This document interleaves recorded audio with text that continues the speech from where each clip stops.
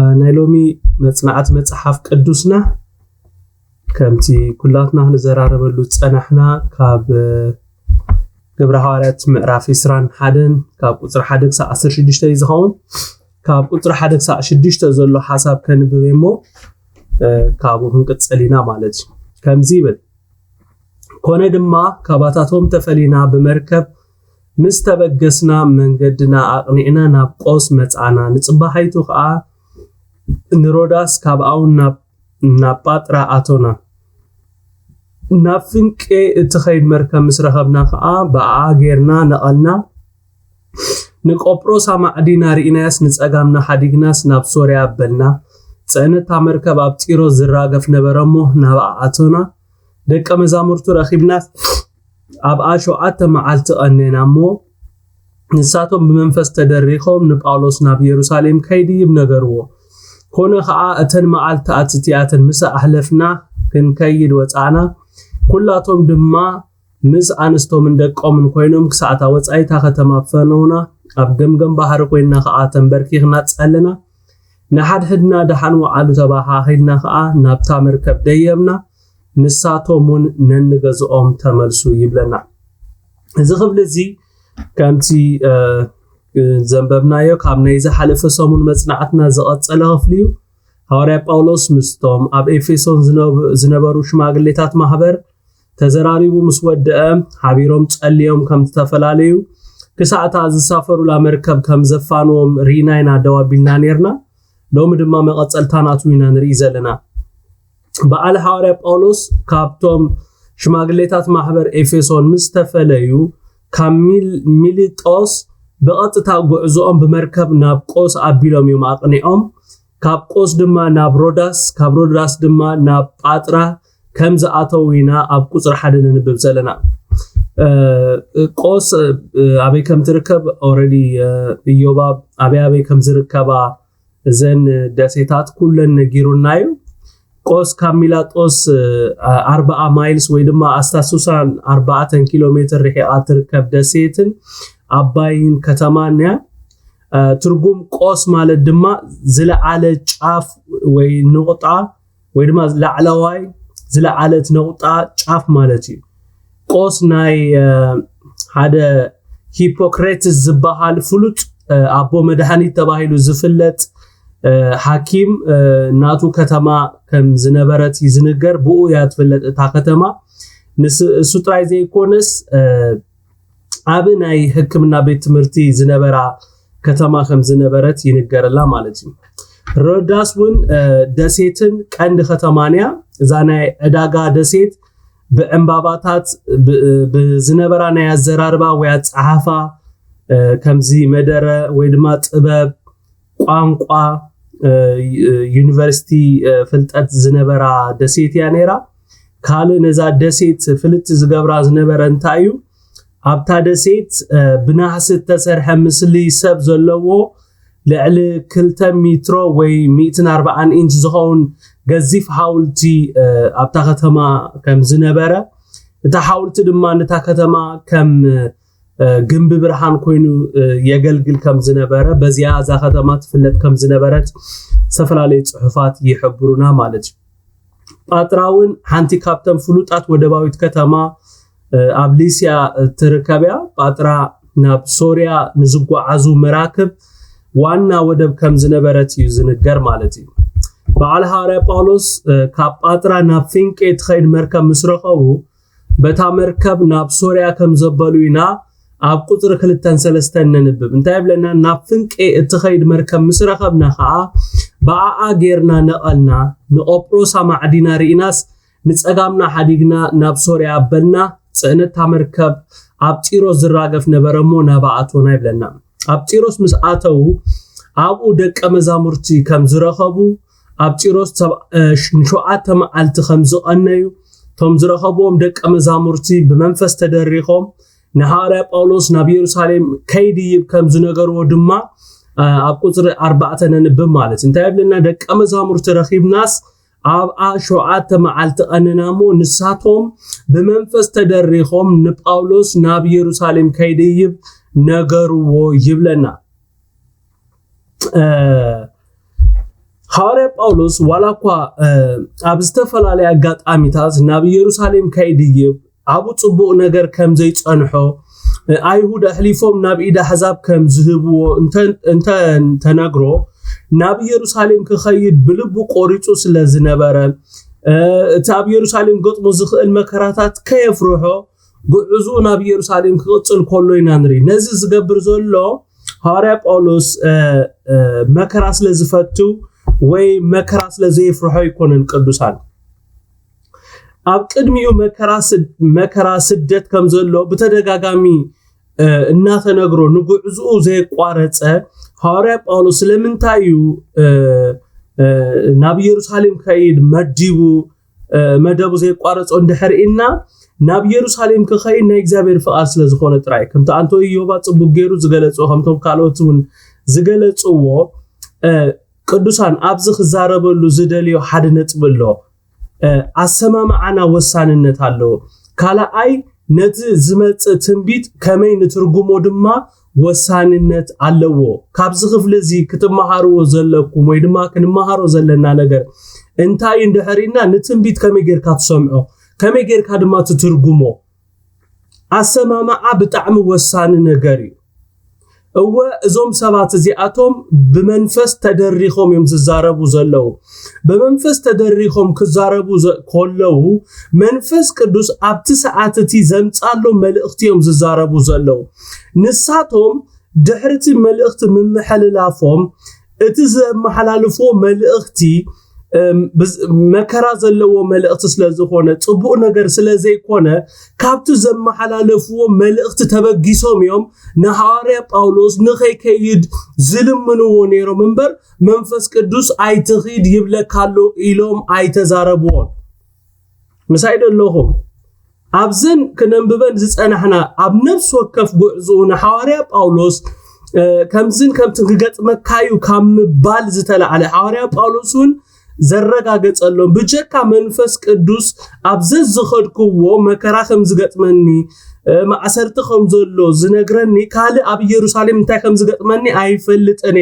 ሓንቲ ነገር ዝፈልጦ ነገር መንፈስ ቅዱስን ብዝተፈላለዩ አገልገልቱ ዘረጋግጸለይ ዘሎ ኣብ ቅድመይ መከራ ከም ዘሎ ጥራይ ኢሉ ቅዱሳን ከመይ ንሰምዕ ከመይ ነት መልእኽቲ ነመሓላልፍ ኣዝዩ ወሳንነት ኣለዎ እንታይሉ ደቀ መዛሙርት ረኺብናስ ኣብ ኣሸዓተ መዓልቲ ቀነ ንሳቶም ብመንፈስ ተደሪኾም ንጳውሎስ ናብ ኢየሩሳሌም ከይድም ንታሕቲ ከይድኩም ከተንብቡ ከለኹም ወላ አጋፖሱን መጽዩ ነዚ ዋና ዝመቐነት ሲ ከም ዝገሮም ከኣስሩዎም ኢሉ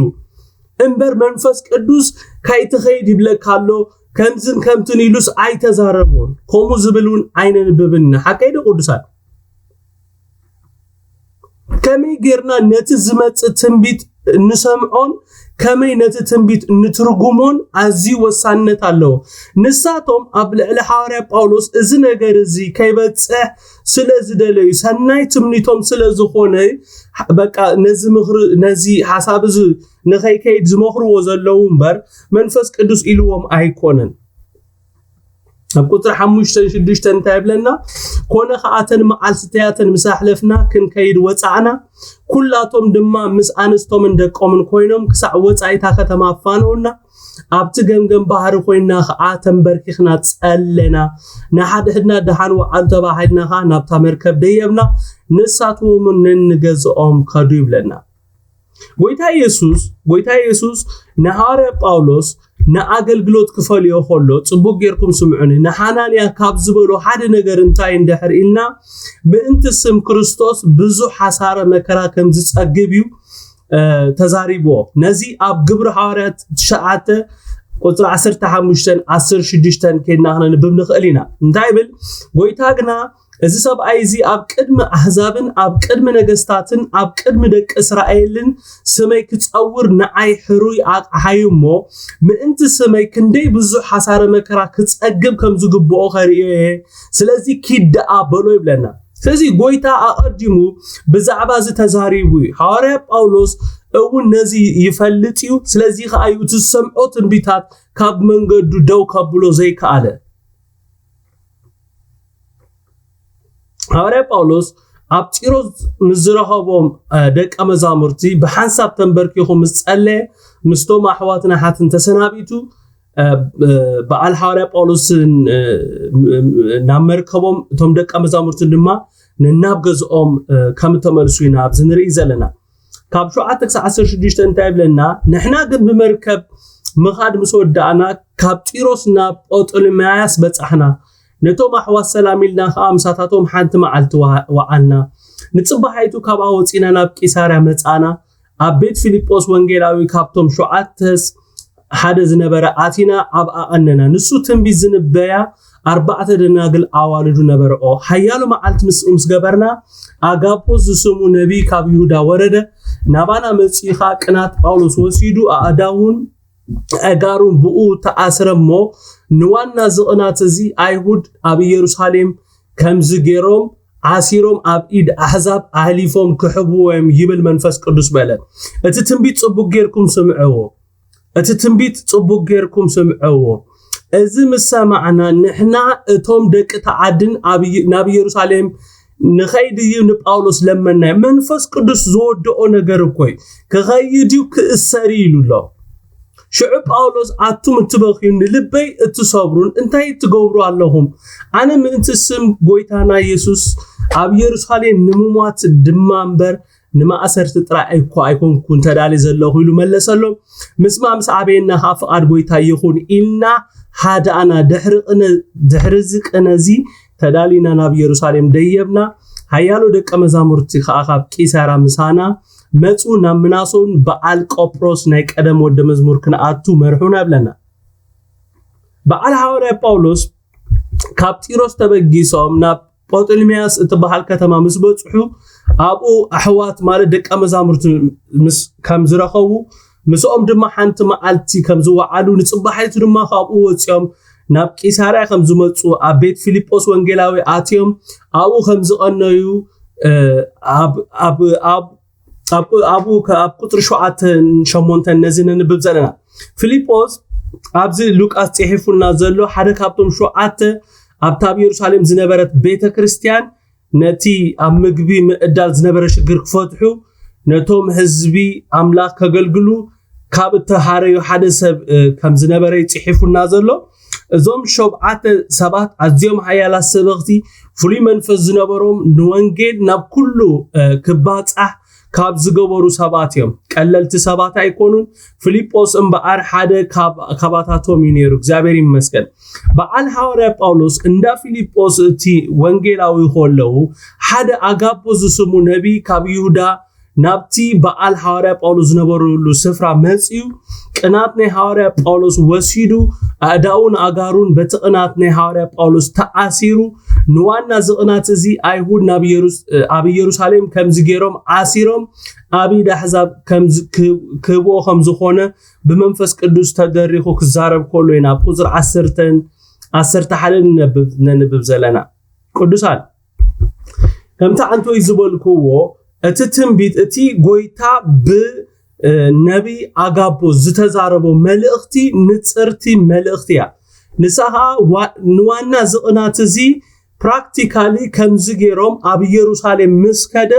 ከኣስርዎም ኢሎም ሕጂ እንታይ ከርእየኩም ደለይ ዘለኹ እዞም ሰባት እቶም በዓል ሉቃስ ይኹኑ ተንደናግል ይኹኑ በዓል ፊልጶስ ይኹኑ ቶም ካልኦት ደቀ መዛሙርቲ ሐዋርያ ጳውሎስ ንኢየሩሳሌም ከይከይድ ክልምንዎ ዝገበሮም ነገር እቲ ሰምዕዎ መልእኽቲ እዩ ሓቀይደ ቅዱሳን ናይ መንፈስ ቅዱስ ሓሳብ ኣይኮነን እዚ ናይ እግዚአብሔር ሓሳብ ኣይኮነን ምስቲ ናይ እግዚአብሔር ፕላን ምስቲ መንፈስ ቅዱስ በባሪኡ ገይሩ ዝተዛረቡ ዝጻረር ነገር እዩ ሓቀይደ ቅዱሳን ምሳለኹም ዶ ዝብለኩም ይርዳአኩም ደሎ ሐዋርያ ጳውሎስ ዝሰምዖ መልእኽቲ ናብ ኢየሩሳሌም ምስከደ ከም ዝእሰሪ መንፈስ ቅዱስ ብኣጋፖስ ዝተዛረቦ ነገር ዋና ዝቕናት እዚ ኣብ ኢየሩሳሌም ምስከደ ከኸይድ ናብ ኢየሩሳሌም ኣብ ኢየሩሳሌም ምስከደ ግን ከምቲ ንጎይታ ኢየሱስ ክርስቶስ ኣህሊፎም ንኣሕዛብ ዝሓብዎ ነዚ ዋና ቅናት ዝውን ከምኡ ክገብሩ እዮም እዚ ከም ዝኸውን መንፈስ ቅዱስ ይዛረባሎ بتدقاقامي زسمعو ملأختيو سبات كابتو زسمعو نجر تبقيسهم بزهبونا حساب كنوسد يبلنان بيريد مستنا اكزابير حساب كنسماما إزلنا مبر سبات نتزمت ملأخت السميعون بزهبونا كومنت كنوسد يبلنان يسوس كريستوس كويتاي ليترالي اب قطر 10 تغلت انتاي زبلنا از مسمعنا انتاي مسمعو هاري باولوس كمز اسر نحزاب احليفهم كمزبو مسمعو نحنا اتهم دق تعدن ناب يروشلم كيديب نباولوس لمنايو واي هار مني تزاريبو كمز اسر منفس قدوس كاي نغرو كوز نغر زخون خل نيرو ግን እግዚአብሔር ነጊሩ ንባሮቱ አማኺሩ ትዝኸውን ነገር አፍሊጡ ይውትዝ ነገር ዝኸውን ነጊሩ ወይ ሐዋርያ ጳውሎስ እነዚህ ተረዲ ወይ ከም ቅቡል ወሲዱ ወይ በቃ አብ ኢየሩሳሌም በጀካ ማዓሰርቲ በጀካ መከራ ከምዝ ገጥመኒ ካለ አብ ኢየሩሳሌም ታ ከምዝ ገጥመኒ አይፈልጥን እዚ ግን ከምዝ በጽሐንስ ኦሬዲ ዝፈልጦ ነገር እዩ ነሐዋርያ ጳውሎስ እዚ በአጋፖስ ይሁን በቶም ካልኦት ነቢያት ዝንገሮ ድምጽ ወይ ድማ ሰምዖ መልእክትሲ ዝሰምዖ አቀዲሙ ዝሰምዖ መልእክት እዩ ሐዋርያ ጳውሎስ ነቶም ትንቢታዊ መልእክት ሰሚዖም በብኺያ ዝልሙኖ ዝነበሩ አሕዋቱና ሃቱን ብዛዕባ ልመኖኦም ክምልሰሎም ኮሎ እንታይልዎ ሽዑ ጳውሎስ አቱም እትበኺዩን ንልበይ ትሰብሩን እንታይ ትገብሩ ኣለኹም አነ ምእንቲ ስም ጎይታና ኢየሱስ አብ ኢየሩሳሌም ንሙማት ድማንበር ንማእሰር ጥራይ እኮ አይኮንኩ ተዳለ ዘለኹ ኢሉ መለሰሎም ይብለና እዚ ዘይተጸበይዎ መልሲ ነዞም ሰባት ነዚ ምሰምዑ ሁላቶም እቶም ንኸይከይ ዝልምንዎ ዝነበሩ ሰባት ሐዋርያ ጳውሎስ ንልመኖኦም ምስማዕ ምስ ዓበዮም ፍቃድ ጎይታ ይኹን ኢሎም ከም ዝሓድኡ ቃል አምላኽ ይነግረና ኣብ ቁጥር 14 እንታይ ይብለና ምስማዕ ምስ ዓበየና ኸዓ ፍቃድ ጎይታ ይኹን ኢልና ሓዳና ይብል ከም መጀመርታውን ፍቃድ ጎይታ ይነሩ ሐዋርያ ጳውሎስ ናብ ኢየሩሳሌም ክኸይድ ኣብ ኢየሩሳሌም ዘለዎ ስራሕ ክውድእ ካብኡን ናብቲ ዝቕፅል ምዕራፍ ክኸይድ ማለት እዩ መንፈስ ቅዱስ ከምዚ ይብላሉ ኢልካ ተዛሪብካ በቲ መንፈስ ቅዱስ ተዛረቦ አንደበትካ ድማ አንጻር እቲ ዘምጻኻዮ ትንቢት ክትዛረብ ኮለኻ እኮ ዘገርም ነገር እኮ መንፈስ ቅዱስና ሐዋርያ ጳውሎስ ኣብ ዝኸዶ ቦታ ብዛዕባቲ ኣብ ቅድሚኡ ዘሎ ነገር ወይ ዝጽበይ ነገር ክነግሮ ኮሎ ካብ መንገዱ ደው ከብሎ ኢሉ ዘይኮነስ መታን ከዳልዎ ክዳለው ኢሉ አሜን ዶ እግዚአብሔር የዳልወና አቀዲሙ መልእክቱ ዝበና አቀዲሙ ድምጹ ዘምጻና መታን ነት ነገርቲ ድልዋት ክንከውን አሜን ዶ ብዛዕባዚ ነፍስ ወከፍና ርዱአት ክንከውን ይግባአና ሐዋርያ ጳውሎስ ድሕርቲ ዝሰምዖ መልእክትታት ከማንም ጊዜ ንላዕሊ ንዝኾነ ነገር ድሉ ከም ዝኾነና ካብቲ ኣብ ቁጥር 13 ዝመለሰሎም መልስ ንርዳ ስለዚህ ጎይታ አቀዲሙ ንልቡ ከዳልዎ ስለዝደለየ እምበር ናብ ኢየሩሳሌም ከይ ደው ከብሎ ኢሉ አይኮነን ብነቢያቱ ገይሩ ዝዛረቦ ነይሩ ከምቲ ደጋጊመ ዝበልክዎ አይተኺድ ዝብል መልእክቲ መንፈስ ቅዱስ አይተዛረቦን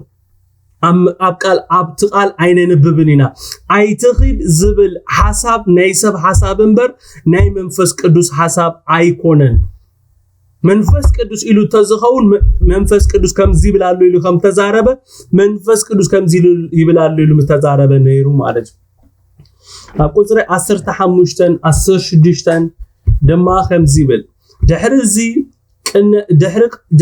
ቅነዚ ተዳሊና ናብ ኢየሩሳሌም ደየብና ሃያሎ ደቀ መዛሙርት ኸዓ ካብ ቂሳራ ምሳና መጹ ናብ ምናሶ በዓል ቆጵሮስ ናይ ቀደም ወደ መዝሙር ክነአቱ መርሑና ይብለና ሐዋርያ ጳውሎስ ምስ ብጾቱ ድሕሪ ነዊሕ ጉዕዞ ናብታ ተመንያ ኢየሩሳሌም ከም ዝበጽሐ ኢና ኣብ ዝነንብብ ዘለና ሃያሎ ደቀ መዛሙርቲ ድማ ካብ ቂሳራ ምስ በዓል ሐዋርያ ጳውሎስ መጽዮም ስለዝነበሩ እቶም ምስ በዓል ሐዋርያ ጳውሎስ ዝመጹ ደቀ መዛሙርቲ ናብ ምናሶን በዓል ቆጵሮስ ናይ ቀደም ወደ መዝሙር ከአቱ ከም ዝመርሕዎ ኢና ኣብ ቁጥር 16 ነንብብ ጎይታ ብነገር ኩሉ ይባርኩም መቀጸልታ ናይዚ ምዕራፍ እዚ أبزمت سامون كنرينا نايلوم مصنعتنا جن أبزي داو كنبرنا كلاتنا داونا العلم وصلينا هدينا